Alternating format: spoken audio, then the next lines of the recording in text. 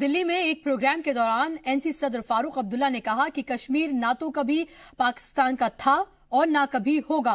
उन्होंने कहा कि फारूक रहे या ना रहे, कश्मीर भी रहेगा और हिंदुस्तान भी। साथ ही फारूक ने इल्जाम लगाया कि जब वो रियासत के सीएम थे उस वक्त की मरकजी सरकार लदगी पसंदों की मदद किया करती थी। मेरी खुद रियासत में ऐसे लोग हैं जो समझते हैं कि कश्मीर को पाकिस्तान ले जाएंगे, आजाद करेंगे। मैं उन सरफिरों से बार बार कहता हूं, बेवकूफों, कश्मीर कभी पाकिस्तान का हिस्सा न बनेगा न कभी बन सकता है।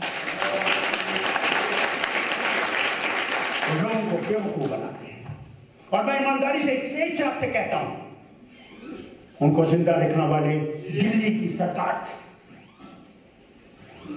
दिल्ली की सरकार नोटों के बक्स भेजती थी। मैं चीफ मिनिस्टर था।